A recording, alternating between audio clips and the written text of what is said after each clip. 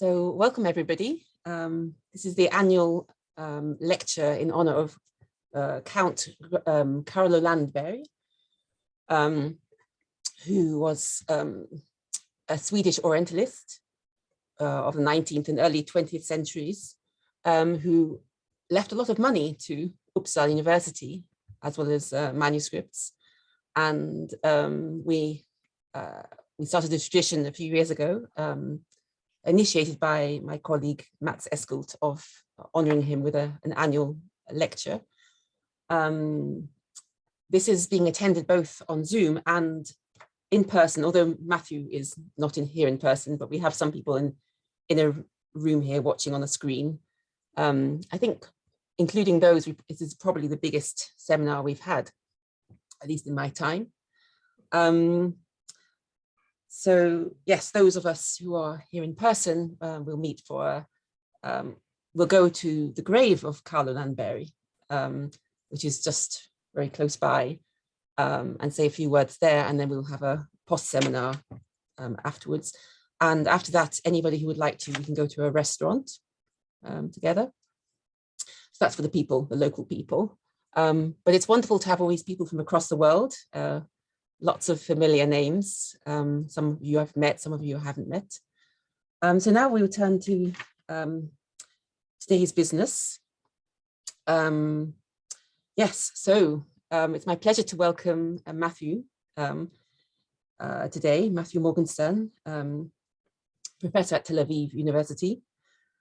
He started his education, university education, not in Semitic languages, but in social and political science at Cambridge. We didn't actually overlap in Cambridge, so we met later on. And he continued his studies, but turning to Hebrew and Jewish studies at University College, London. And then at the Hebrew University, continuing his studies and doing his PhD on the Aramaic language in the responsa of the Babylonian Geonim. He later published a book on studies of Jewish Babylonian Aramaic based on early manuscript sources, which is an incredibly important book on this variety of Aramaic, which I have consulted a lot in my own research. So he's published very widely on a great variety of topics in Aramaic, linguistics, dialectology, philology. In recent years, he's worked more and more on these magic bowls, especially Mandaic magic bowls, and lexicography of Mandaic. And I like to think of Matthew as the Dr. Johnson of Mandaic. I don't know whether you all have heard of Dr. Johnson, but he was a very important lexicographer of English. I think it took 20 years over his dictionary. So it remains to be seen if it'll take the same length of time.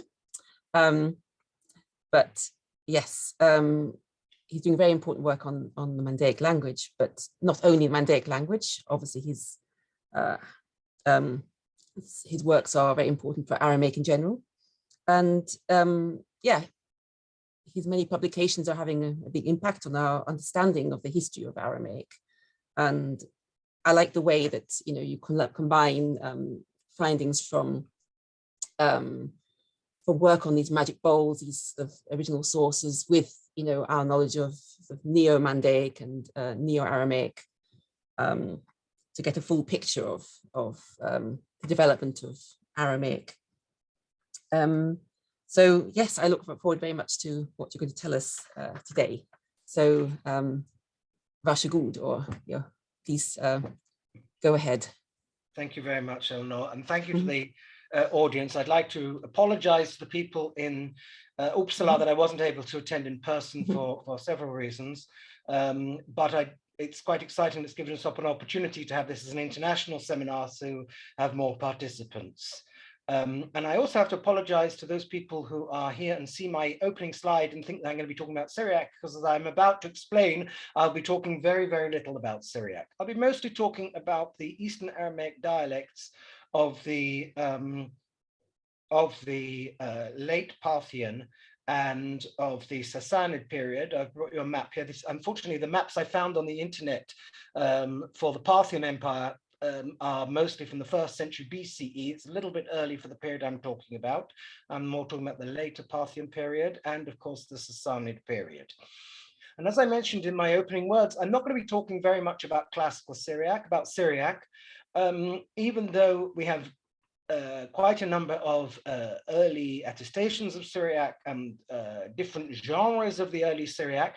And the reason I'm not going to be doing this is because, first of all, my own field of research isn't really Syriac. I read Syriac, I use Syriac, but I wouldn't in any way claim to be a scholar of Syriac. But also because I think that the challenges that a scholar of Syriac faces are so completely different from the kind of things that I've been working on. I don't need to tell this learned audience that the earliest Syriac manuscripts, these beautiful early manuscripts of classical Syriac literature, go back to the 5th century. We also have a native lexicographical tradition of Syriac, which and biblical translations of Syriac and translations from Greek into Syriac. So this gives us an enormous grounding in the history of Syriac that the the dialects about which I'm going to be talking today primarily don't have. So while with Syriac, you're working with a very large body of data, the dialects I'm going to be discussing require much more reconstruction historically. Now, if I would wish to make an appeal to the great scholars of Syriac that I saw in the audience today, it would be to make accessible to those of us who are not really working on Syriac as a language, more material regarding these early manuscripts and these early attestations. It's a little bit strange to me that I'm still using this grammar of Neldeke, who is undoubtedly a brilliant scholar, but it would be nice to have more material on these earlier manuscripts and to understand how they differ from the later sources. So that's my appeal to the Syriac scholars in the audience, that next year I'm going to hear a lecture on the history of Syriac, particularly regarding the earlier sources. I'm going to take us back to the Parthian Empire. And again, I apologize, this is the 1st century, but I'm going to start my talk here in Elymais. This is southern Iran today, the area of Khuzestan. And of course, today it's an area where Aramaic is still spoken by the Mandeans. I'm going to jump back to the 1st century because over the last few years, but particularly over the last year, when we finally got down and felt embarrassed about the fact we haven't published the material, I've been working with Professor Nicholas Williams of SOAS in Cambridge on a series of inscriptions that were found apparently in a temple in the area of Elymais in southern Iran. And these inscriptions are written in the Elymaian dialect of Aramaic. I don't wish to exaggerate about their importance. They are a nice marginal note in the history of the Eastern Aramaic dialects. In total, we know of 18 items. There may well be others out there that we do not know. The dates, they bear dates which range from the year 117 to 202 CE. And naturally, some are better preserved than others, though both fortunately and regrettably, the texts tend to be very repetitive. They are votive offerings of silver vessels that were brought into a temple. One of these texts was published by Professor Sims Williams in this beautiful book, The Arts of the Hellenized Near East, some years ago. And again, without exaggerating their importance, they are of interest to us to understand both how the script developed. They are clearly a precursor or a close relative of the Mandean script, as several scholars have noted. But they also cast surprising light on the missing period of Eastern Aramaic, the early period, particularly in the south, in Babylonian dialects. So, for example, the texts include the expression this is an example of one of the bowls that we're working on. You see that the aleph here is used as a vowel letter. But what most interested me here was this expression, avuthe tehod, will intercede on his behalf. And the reason it interested me is it's an expression that originates in Akkadian, was previously attested in Hebrew in the Dead Sea Scrolls, ochez avut, in the Hebrew Dead Sea Scrolls, but was interpreted from the Hebrew Dead Sea Scrolls on the basis of Syriac, where it appears in later texts.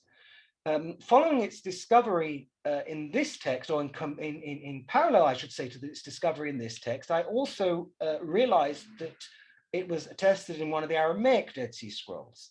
So what we saw here is that an expression originating in Akkadian that was only known until the discovery of the Dead Sea Scrolls from a calque in Syriac, was otherwise known from a calque in Syriac, was then found in Hebrew in the Dead Sea Scrolls, has now turned up in several dialect Aramaic texts. And this implies that it was much more widespread during the, certainly the Parthian period, if not the Achaemenid period already, than the attestation would have led us to believe. And to me, this says that we only know the languages in as much as we are able to identify these expressions and find them in text. And new texts will come along and always surprise us that something that seemed to be marginal suddenly was obviously much more widespread than we knew. Now, obviously, as Eleanor said, today I'm going to be mostly speaking about Mandaic, and the foundation point for all studies of Mandaic is, of course, Neolithica's remarkable Mandaische Grammatik, still a groundbreaking work, still a remarkably important work. However, regrettably, Neolithica's work was based entirely on late manuscripts. And this is because there are no manuscripts of Mandaic before the 16th century. No clearly dated manuscripts. There may be some fragments that are embedded in other manuscripts that are slightly earlier, but not significantly earlier.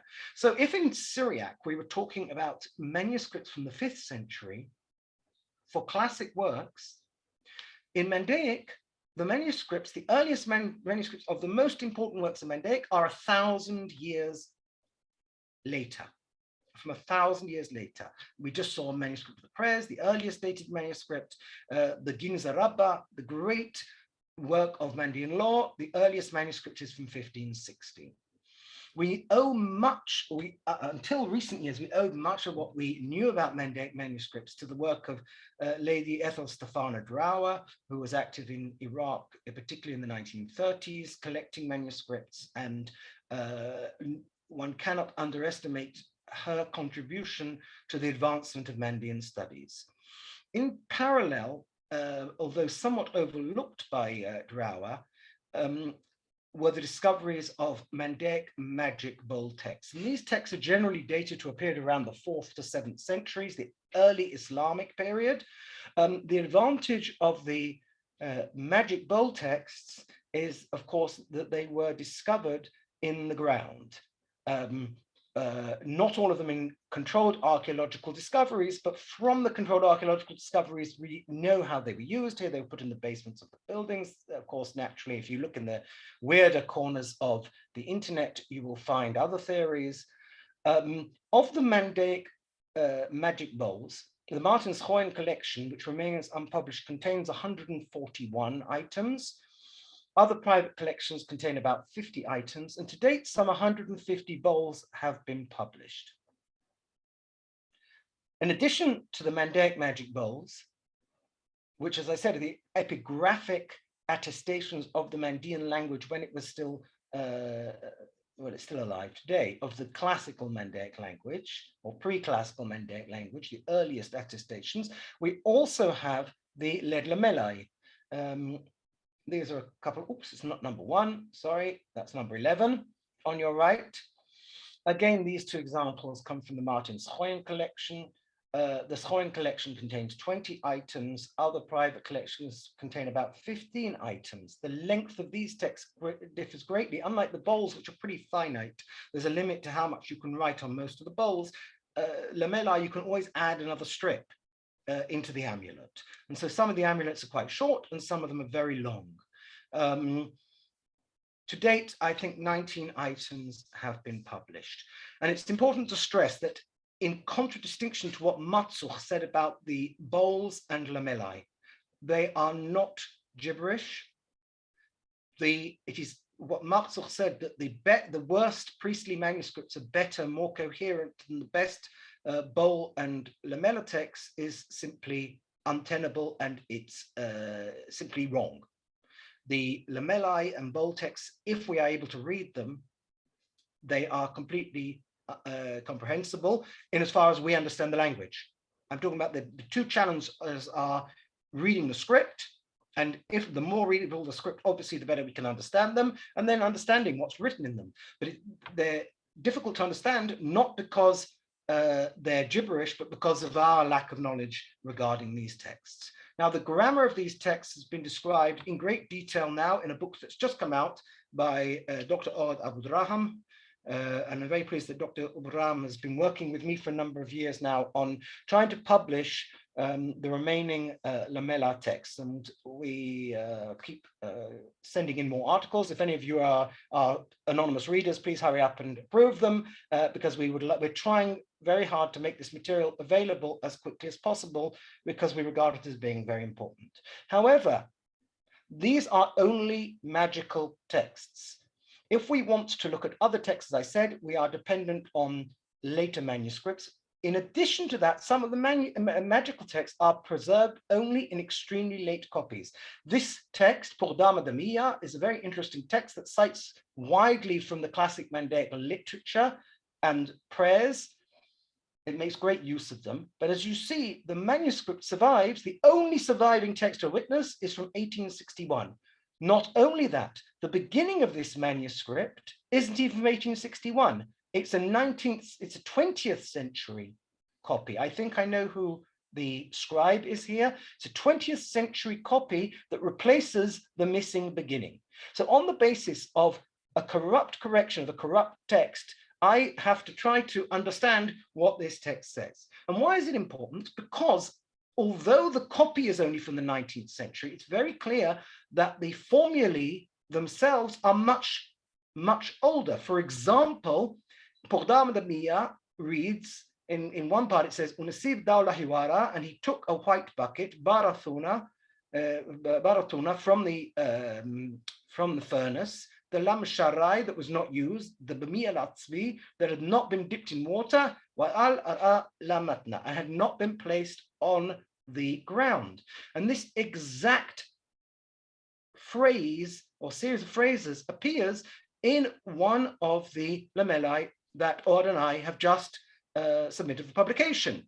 You, O Yahweh, take a white bucket from the furnace that's not been used, that's not been dipped in water, and not placed on the ground. So the content of this very late manuscript is already found in much, much earlier or parallels. The style is the style of very early text, but it only survives in a manuscript from the 19th century. And this is what we're dealing with when we're talking about Mandaic texts in manuscripts. And I'll come back to the issue of the manuscript attestations and textual witnesses later. Regarding Talmudic Aramaic, until a certain period in the 20th century, most scholarship on the Talmud language was based on the printed editions of the Talmud. And these are problematic because, as we know, the Jewish scholars of the Middle Ages and of the early modern period were exposed to many different dialects of Aramaic. They were exposed to Biblical Aramaic, to Targum Onkelos, to Palestinian Targum language, to Palestinian, that's Palestinian Talmud language, to the Babylonian Talmud, and to the magic texts. So when they were copying these texts, they were very often influenced by one another. And so very few of the textual witnesses of rabbinic literature preserve the text as they were probably written down when they were originally written down, whenever that was. Jacob Epstein, the great Talmudic scholar, was very active in the study of fragments of Gaonic literature, of later post-Talmudic Aramaic literature, and he was a great scholar of Aramaic, and his grammar that he published was published posthumously in the 50s, is still a very important work. So I think it was published in the early 60s. But the breakthrough for the Jewish Babylonian Aramaic text came with the scholar Ezra Yechezkel Kutsha, who was probably the greatest Jewish philologist in the second half of the 20th century. And he asked the question, what constitutes a reliable and reliable, I've written, not very good, not very reliable, a reliable textual witness. This was the question that Kutsha posed. What is a reliable textual witness? And he gave several answers to which we shall return. So the identification and study of better textual witnesses of rabbinic literature continued after Kutsha's premature demise. Shlomo Morag, scholar at the Hebrew University, wrote several important articles on the early manuscripts of rabbinic literature, and followed by Shama Friedman, who was able to show that some Talmudic manuscripts also preserved the kind of phenomena that previous scholars, including Kutsha and Epstein, had identified in the post-Talmudic materials. And he suggested that once upon a time, most Talmudic manuscripts looked like this, that the further back you go in time and the further east you go in the transmission tradition of the Talmud, the more you find that these manuscripts share certain characteristics. And I'll come on to later again why that's important. Friedman's findings were greatly confirmed by the scholar Yehiel Kara, who studied the Yemenite manuscripts. Although they're relatively late, they preserve a tradition that is independent of the later European copyings in most parts.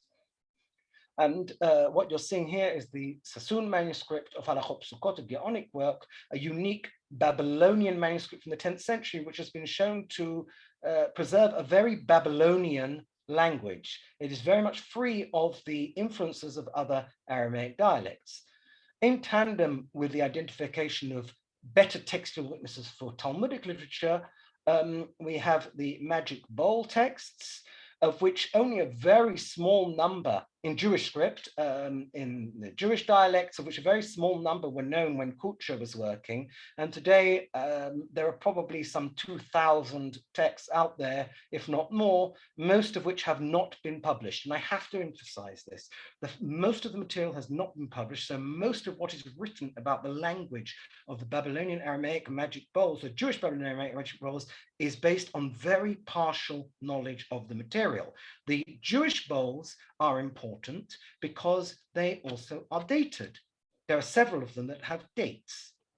And this allows us to know exactly when they were written, because they're written as legal documents and they're dated. And I'm going to give you just one example of how all of this material, when you bring it together, shows that we really didn't know very much about the Babylonian dialects. And I'm starting with this chap here. If we look at the dictionaries that were published before all of this latest round of philological scholarship took place, we'll see that the form for rooster in the Jewish dialects, so-called Jewish dialects, is Tarnugla or Tarnagla, and in Syriac we have Tarnugla or Tarlugla, and we have in Mandaic the form Tarnaula. This is the Mandaic dictionary. However, Kara in his work on the Yemenite manuscript found the form Tarnaula, the form supposedly characteristic of Mandaic. And this form has subsequently turned up in several early Geniza fragments, earlier manuscripts of the Talmud from the Eastern tradition. It's also turned up now in the Aramaic magic bowls. Here we see a bowl from the Mosaiv collection, and below a bowl from the British Museum collection. Now, the example from the British Museum collection is particularly interesting because we always think that the word Tarnugla starts with the G and it's a word taken out of Akkadian from Sumerian, and we know that's the etymology. But the copyist of this text, copying a formula that in all other copies employs the form with the gimel, clearly didn't know that the form with the gimel exists, because he starts to write the base of ge, and then he stops. He didn't write the head, which is like a kind of reish, little angular thing in his writing. He stops writing the letter and he shoves over it a giant vav, tarnaula. And this implies that he's copying a written text, but is unacquainted with the form that appears in his Vorlage, and so corrects the text according to the form that he knows, which is tarnaula, the form found in Eastern Aramaic texts. Now, up until now, these were materials that I had worked on. My colleague, the Master of the Bowls, James Nathan Ford, informed me some time back that he'd actually found the form tarnaula in a text in the Manichaean Syriac script. So what was once regarded as a uniquely Mandaic form, as you can see, is now no longer a uniquely Mandaic form. It's a form that attested in several Babylonian Aramaic dialects.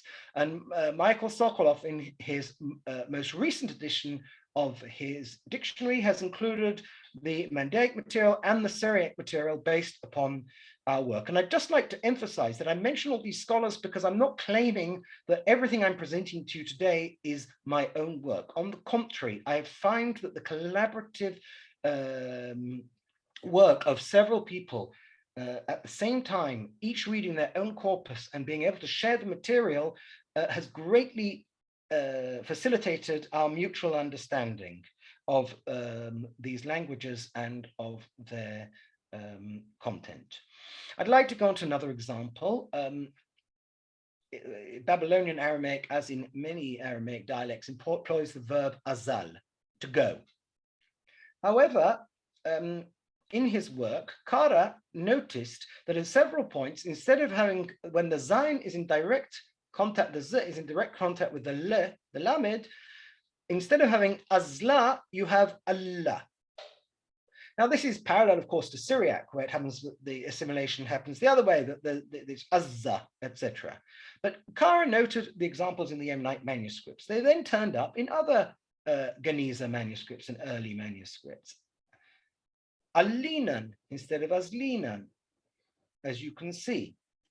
Kara also noted Alitu instead of Azlitu, when you go.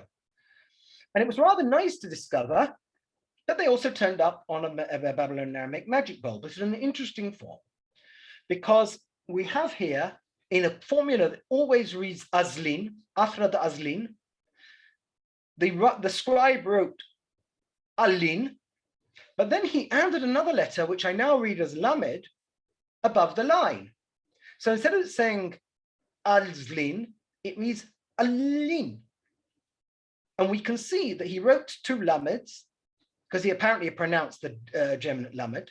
But again, the form for Alin instead of Azlin has turned up in a Jewish bowl. So what we have now is we have the form in Jewish Aramaic quite well established, in Jewish Babylonian Aramaic. Some time back, Oad Abu Draham was able to show that it also appears in Mandaic magic bowls. Titlun instead of Tizlun. Mizlaihon la Tillun. Their walking show you when they go, you should not go. Now, this all fits in very nicely with discoveries in Neo-Mandaic. And again, I'm not a scholar of Neo-Mandaic. I haven't done field work in this. This field work was done primarily originally by Matzoch, and then by Professor Charles Hebel, and more recently by Professor Chezi Mutsafi. And some time back, I was able to suggest that the form Aleni, Ali, Alin in Neo-Mandaic, or Qalin, comes also from Azlin. You have Qazi, which is he goes, where the Lamed has been apocryphated, as happens in Jewish Babylonian Aramaic, and Qalini, we go, which is qazlinan in Babylonian Aramaic. So what we see is that the common spoken Babylonian Aramaic contained colloquial forms that are attested here and there in the earliest and the best Talmudic manuscripts. The most Babylonian Talmudic manuscripts. It is attested in the Babylonian Aramaic magic bowls. It is attested in the Mandaic magic bowls, and it is attested in Neo-Mandaic, in the spoken language. The same is true of several unique feminine forms. As I mentioned to you, the later textual witnesses of Talmudic and rabbinic literature from Babylonia were copied outside of Babylonia by scribes who were less acquainted with the finer points of Babylonian Aramaic grammar. Already in the 19th century, beginning of the 20th century, Caspar Levias, in his grammar, was able to rediscover lost feminine forms that had been replaced by the masculine forms in the later textual traditions. Now, because Vav and Yod are so similar in the Hebrew script, it's very easy to read the Vav, the final Vav as a Yod. Today, I can only touch briefly on some of these examples. I'll talk a little bit about the participles. For example, we have Ka'ativ ana, I write. We all know that in Eastern Aramaic, participle forms of the first person and second person take the subject pronoun as affixed. So we have Ka'ativna, I write. Katvinnan, we write. And these are forms that are well attested, and I have nothing new to say about them. But the form kathva'ana, I write feminine, was this attested or not in these Babylonian Aramaic dialects? Or had it merged with the masculine? If we look at the printed editions of the Talmud, it merged with the masculine. Hawa salikna, I would go up. It's a woman speaking here. Hawa salikna ma'ainana le. If in theory we could read ma'ainana or ma'ayinna, it's difficult to know. But when we look at the early Eastern manuscripts that Shama Friedman identified for this text, we find the text reads Wahava salqana, I went up, ma'ainana b'mazye, I would go up and look at his hair. So distinctly feminine forms are used. Now, these are attested also in Mandaic and in Syriac, as you know. The question is, have they really died out? Is this all a literary affection? I should tell you, I found other examples in other early texts. I can only bring a few today. Is it a literary affection, or does it really exist? Again, I turn to my colleague, Professor Khazim Safi, who in an article several years ago demonstrated that in fact these forms are living in Neo-Mandaic. So we have in Neo-Mandaic, first person is Nashik or Nashikno, and the feminine is Nashko or Nashkana. So there's no reason to think that the examples that we have in the Babylonian texts, manuscripts, are in fact literary affections when the form survives in Babylonian Aramaic up to the present day. It doesn't obviously survive in Nena, we know this, but these dialects are not Northeastern Neo-Aramaic dialects. Regarding the plural feminine forms, katvin atun, you write, gives us katvitun. But what about the feminine, katvan atin? What happens there? Now, Noenica suggested that in Mandaic, we had a kind of hybrid form where you use the masculine plural participle with the feminine plural pronoun. Katvin plus atin gives you katvitin. I'm not saying these forms don't exist. They are attested. They're attested also in the Jewish Babylonian magic bowls. You were stripped bare and not dressed. And this is quite clear that they are attested. But in addition to these forms, we find in Mandaic forms that use the katilan and the atin. For example, shlihati wala bishati. You are stripped and not dressed. Or for example, asiratin wahativatin ukvishatin liliata. You are bound and you are sealed and you are subdued, O Liliths. So this lost form, which is not found in the manuscripts of Mandaic and was not found in Jewish Babylonian Aramaic in Talmudic texts, has now turned up in Mandaic epigraphic texts and apparently in Jewish Babylonian Aramaic epigraphic texts. And these finer points, as I said, of grammar have been lost in the later manuscripts, in later sources. Now, regarding the affix pronoun, this is also the case. Kulcher already noted in this passage from the Talmud that sakineh, which is knives, is feminine plural, and yet the later tradition uses the masculine plural, aihu, forms to refer to them.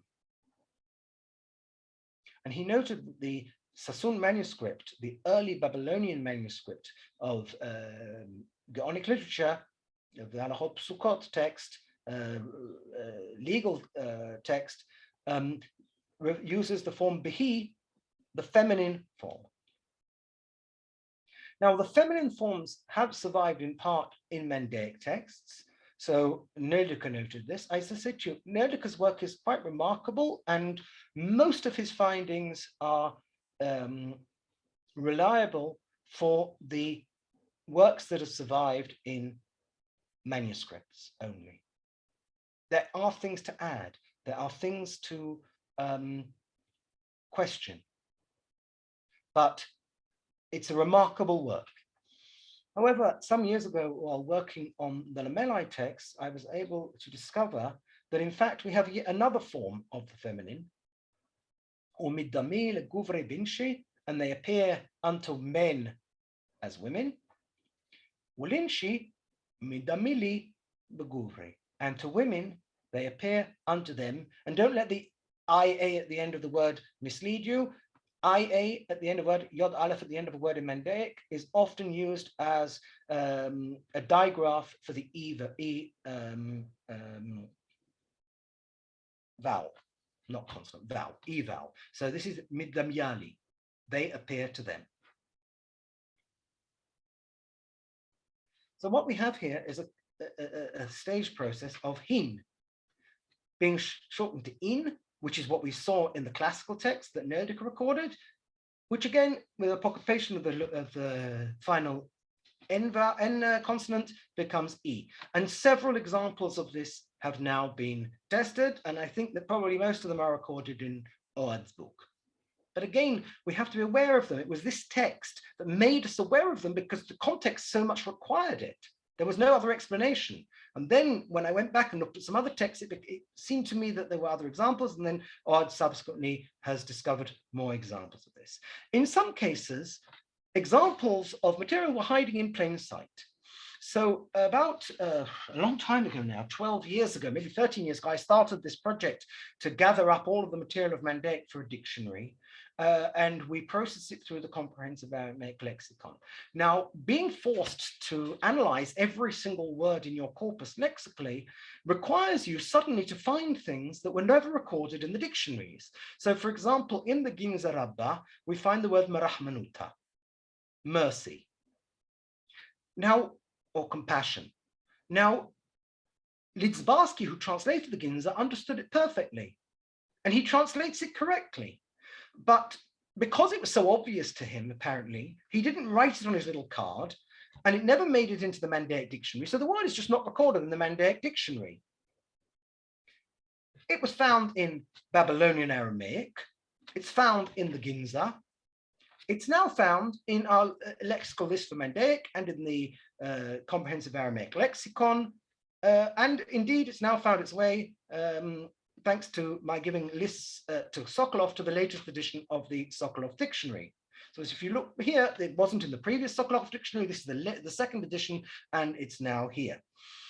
Other words garmi, achli liyabshi, wa garmi leratibi. He ate his dried parts and he gnawed his moisture. Now, DC 23 was a Drower manuscript. She read it. She cites from it in the dictionary, but she missed quite a number of words in it. I think she didn't do very methodical work on it. And there's quite a number of words in this particular manuscript that were missed. Garam, meaning to gnaw the bones, is found in Babylonian Aramaic and also now in the second edition.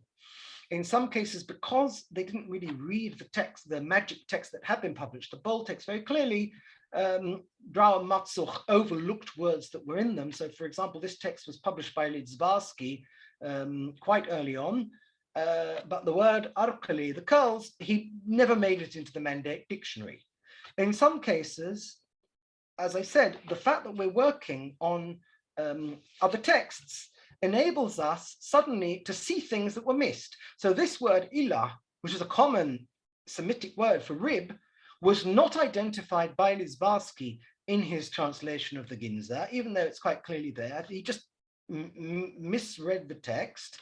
And I only realized that it was attested in Mandaic because I was publishing a text where it was very obvious that that was the meaning of the word in the context. And so suddenly I discovered it was also in the Ginza. When I subsequently went through the Ginza for the comprehensive Aramaic lexicon, it was very clear to me that this is the word that Lidzbarski had overlooked. And again, I'm not criticizing Lidzbarski, great scholar, but even the great scholars miss things. Now, sometimes it's the process of editing the text for the comprehensive Aramaic lexicon that led us to make these discoveries. So if I take, for example, this text, the Shaft of the Pishtar Aini, the Mandaic text against the evil eye. It was the first text that Drower, in Mandaic, the Drower ever published. She was 58 years old when she published it. And she herself knew, and she published it on the basis of a single manuscript. Now, she herself knew that it wasn't perfect. If you look in her hand lists, her own hand lists that were published by Buckley, she wrote, I find much to correct in this translation now. In a later article she wrote in the 50s, a bibliography of Mandaic publications, she wrote that I could now, with more copies and more Mandaic, improve the translation. In some cases, the corrected translations found their way into the Mandaic dictionary. For example, this text, Wathatha, the Pashra, or Nafka min Dibni. This is in Drower's first publication. And she translated, and like a something which is loosed and goes forth from its something. And she didn't really know what it was. She asked a Mandean priest who similarly didn't know what it was. He thought Tatha was a silkworm and Dibna was a cocoon, but she noticed that neither could translate a sheepfold. By the time we jump forward quite a number of years to the Mandaic dictionary, the text is translated entirely correctly based upon later knowledge of Drower or perhaps Matsuch's intervention. I don't know. But we see that not all the mistakes in the early articles were maintained in the dictionary. Quite a number of them were indeed corrected. Now, Drower herself was able to purchase 2 manuscripts of this. She published her edition on the basis of one of them, and the other one was apparently pretty much left untouched in her collection. Several years ago, my colleague James Ford published a very interesting article on the evil eye, and he was able to suggest quite a number of corrections to Drower's interpretations of this text. Another scholar, Michal Terelko, who was preparing an edition that was sadly not published, went through Drower's DC 21 and made quite a number of corrections. He realized there were quite a number of errors in the readings, the material readings of the manuscript. I myself, in going through this material, particularly DC 29, quite a while back, realized that a number of passages, entire passages, had been misinterpreted, and that when you compared the readings of DC 21 and DC 29, you could often improve the interpretation of the text. And I published a piece that showed where this could be done. Now, about a decade ago in Berlin, I discovered another manuscript that had been mentioned in Drower's writings, and suddenly we had another textual witness. I have to say that in later study of this text, it is less interesting and less important than I had initially hoped.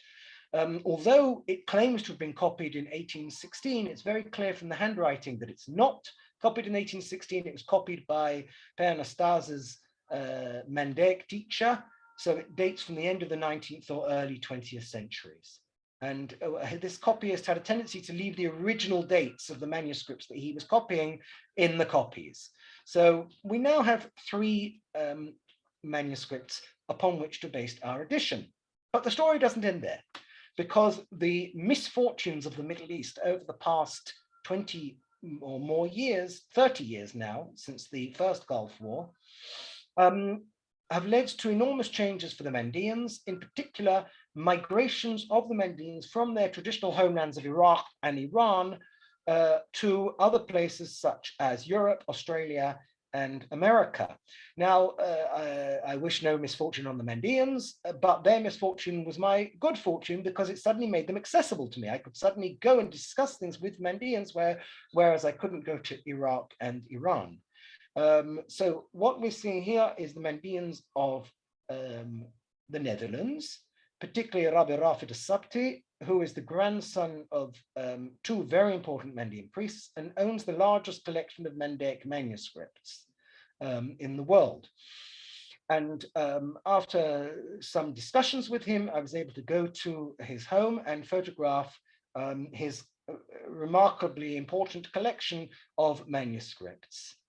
And suddenly we had additional textual witnesses for some of these works. So he owned 2 manuscripts of Shaftar Peshtar Aini, both an extremely early one that's regrettably only partial. It doesn't contain all of the text, and a later one which gives us another copy of the text. Now, when we compare these, we can divide them up now. We now have 5 textual witnesses, whereas Drower published 1. And suddenly we were able to divide these up into 2 branches of transmission. DC29 and RRC3K, the early manuscript, are in one branch. And DC21, Drower's text, and another of Rabbi Rafid's texts are in the other branch. And in the middle is Berlin, which is a kind of mishmash of both of them. It's also not a very accurate copy. There are also citations from this work on both Lamellae and Bowles. The problem with these citations is they're mostly lists of evil eyes, and they don't really help us in interpreting the text very much. They're important because they show the antiquity of the text, but in fact, in practical terms, for producing an edition, they're of limited value. I'd like to more or less wrap up with an example that shows us, towards the end, I've got a couple more things to say, is to show how new manuscripts and how collating the data from the 2 different branches allowed us suddenly to understand things that weren't previously understood. So there's a passage in Shaftar Peshtar Aini where the practitioner is told to take action against the evil eye. Now, what do you do to an eye that's trying to cast a spell on you? You poke it out, okay? Basically, you poke it out. So what is he told to do? He said, and he said, and they said to him, Kum Nasuv Shaba Makadfi, take 7. And Drower translated this shoulder pieces, Washaba Silwani, and 7 thorns, Min Shaba Talid Zikla, from 7 fronds of a palm, or strong young palm shoots. This she got right. And then it says, Washuba Shibi Min Shuba Rishi, and 7 bundles of reeds from 7 heads. The trouble is that not all these things can you poke out an eye with.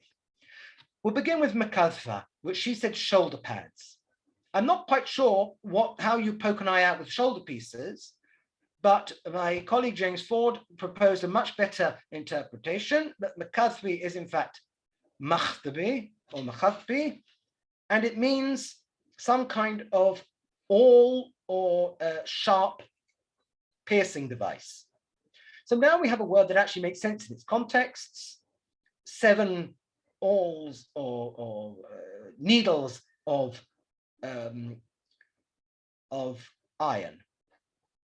The 7 thorns we knew. But what about the Shuba Shibi in Shuba Rishi? And again, it was while working on another text that Od Abu Draham made this proposal to me, and I was able to make subsequent corrections, and we were able to understand what this text is, because Shibi is not, as Drower thought, a sheaf of reeds.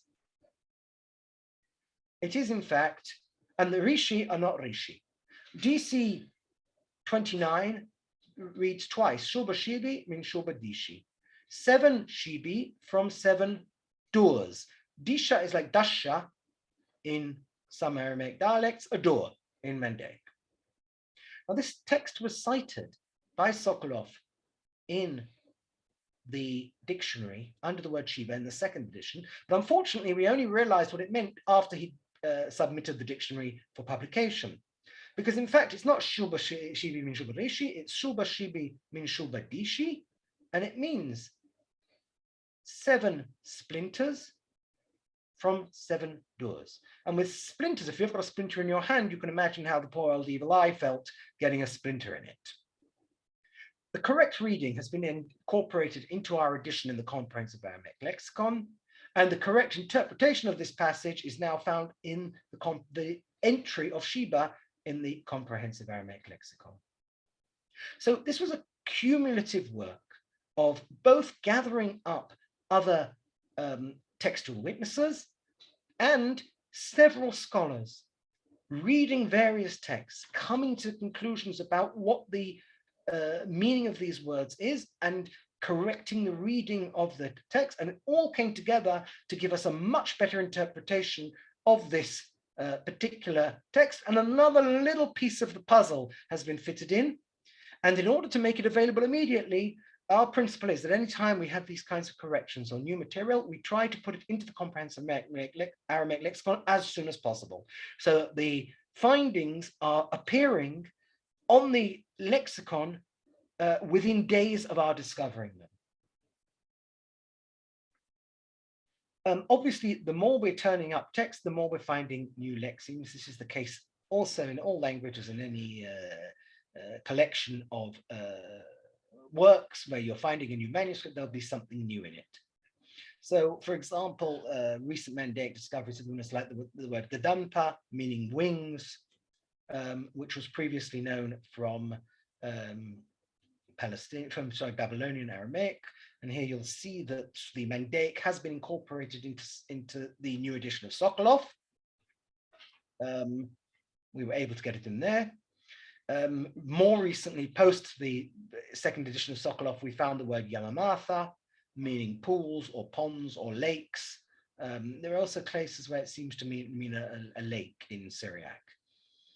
So this word turned up in an amulet that we were working on about a year and a half ago, 2 years ago, and it's now in the Comprehensive Aramaic Lexicon, the text, and can't remember if we put the citation in. If we didn't, I'll put it in tonight and then it'll appear later in the week. A text I published recently had the word amla, carpet, which was previously unknown. So the point of everything I've been trying to say, and I can see that it's now 6:09 and I promised I'd finish by 6:15, so I'm going to do so. The point I've been trying to make has been that we're recovering the lost history of Eastern Aramaic. We have a very patchy attestation for most of these languages. We don't have great manuscripts for many of them, and a lot of what we are doing is trying to bring together data from very diverse sources to interpret the materials that we are looking at, either late, sometimes quite corrupt manuscript, or early, difficult to read epigraphic texts. So this is important, the great discrepancies in the nature and date of the sources. For Syriac, and again, you Syriac scholars, you're spoiled. I don't have much sympathy for you. You just sit down and you can read a manuscript. We don't have that. We have to work out what the text is before we start reading it. Many of the subtle differences were lost in later transmission. So if you look into Oad's book if you look at the Babylonian Aramaic material that I worked on, you'll find lots of differences between and others have worked on, between the early manuscripts and the much later sources. You look into Oad's book on early Mandaic, you'll see there are numerous differences between these early pre-classical texts and the later texts. But I'd say later texts, the later textual witnesses. I don't think that the Ginza Rabbah is necessarily significantly later than the magic bowls. Certainly parts of it aren't, and certainly the early prayers aren't. But the attestation is significantly later, and I assume that things have happened to the text during that 1,000 years of textual transmission. A balanced, holistic, comparative approach to the material is essential. In order to interpret, we wouldn't have reached the interpretations of the various things that we've been able to, I hope, improve or understand without coming to that with the knowledge of the other Aramaic dialects. Babylonian Aramaic, Jewish Babylonian Aramaic is essential for the reading of Mandaic. If you really want to understand these texts, I would say the other way around. A good knowledge of Mandaic greatly improves your understanding of the Aramaic text, the Jewish text, particularly the Magic Bowl text. Again, the Syriac texts are another story. The research into this field is ongoing. So I could come back in a year and I would hope that I will have new things to say to you. I will hope that we will have more corrections to our own work. I made the point to Professor Steve Kaufman of the Comprehensive Aramaic Lexicon this week, that the difference between our work and other people's work isn't that we make fewer mistakes, it's that we can quickly hush them up and correct them. So they are less prominent. And finally, I would like to say that we continue to make our materials available through the Comprehensive Aramaic Lexicon. And so if you look into that resource, you'll see that new materials are appearing all the time, corrections are appearing all the time, but also citations from the works as we find them are appearing all the time.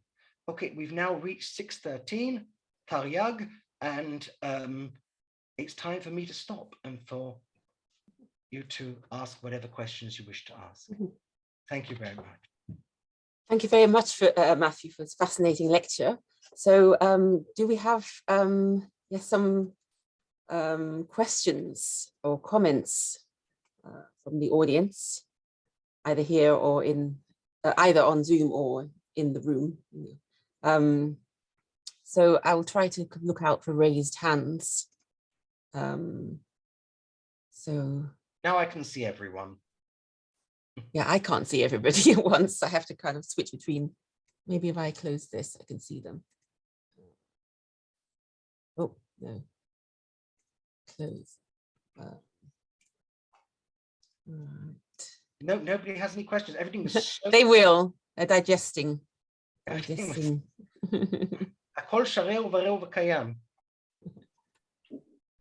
Oh, yes, sorry. Aaron Butts, you have a question. Please go ahead. Yeah, thank you, Matthew. That was absolutely fascinating.